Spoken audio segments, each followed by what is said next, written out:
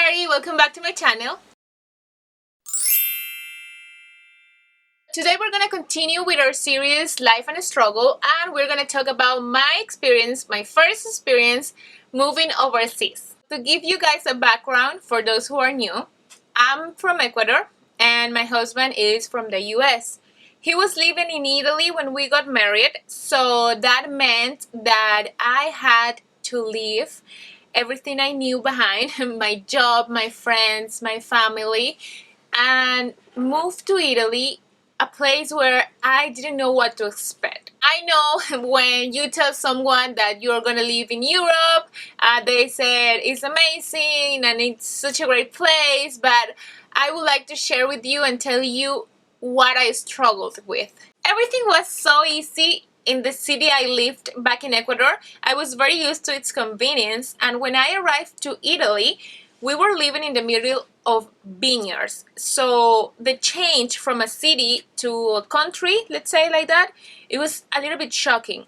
We were 10 minutes away from a small town. I could only find a gelato place and a coffee shop. So it was a little bit frustrating for me having to wait for Nick to come home so I can do something. I mean, I did some stuff, like I had nice walkings.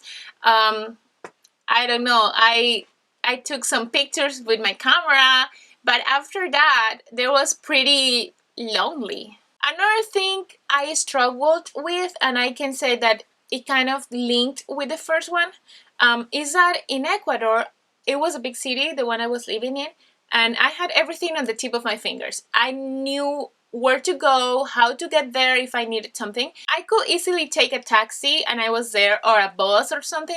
I mean, I didn't feel the necessity to drive in Ecuador. But moving to Italy, there was very rare to find a taxi, at least in the small town I lived. I mean, it's different in big cities like Milan, Rome, or Florence, but the transportation was an issue for me and I had to learn how to drive. I had to tell you that the traffic signs are different, so I wasn't very confident at the beginning. It was really hard for me.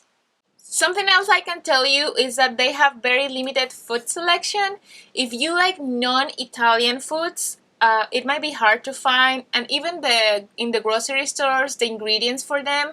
I love Ecuadorian food, and this must have been the hardest part for me, the transition.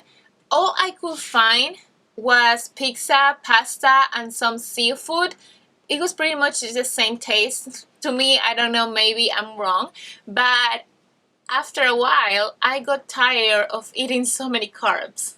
And then, to mention some other stuff I wasn't pleased with was that they have very poor infrastructure. The roads are terrible, even though the taxes are kind of high. The prices on electricity, gas, fuel are very high too. Very slow or pretty much non-existent internet connections at homes. When I was living there and I wanted to upload a video, it took me 8 hours to upload just a 5 minutes video. And my videos at the beginning are 12-15 minutes videos, so it took me days sometimes to upload one single video. So these are the areas I struggled with when I got there, and it made me feel so lonely at some points, so distant from my family. I was homesick pretty much every day.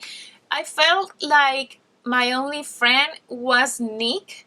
That's pretty much the reason also why I started making YouTube videos, because I needed to keep myself busy. Also, this was something I always wanted to do, and I had all the time. Don't take me wrong, Italy is beautiful, a beautiful place to live in. I know no place is perfect, but it's not the place for me. If I have to choose to live there again, I wouldn't do it. What I can tell you is that some Italians are nice. They have an innate sense of culture. That's my experience, guys. Thanks for listening. I really wanted to share it with you. That here are some points, good and bad, from Italy, mostly what I struggled with. Don't forget that you can follow me on my Instagram. I'm as Angie Magalet. If you like my video, don't forget to like and subscribe. See you next time. Bye.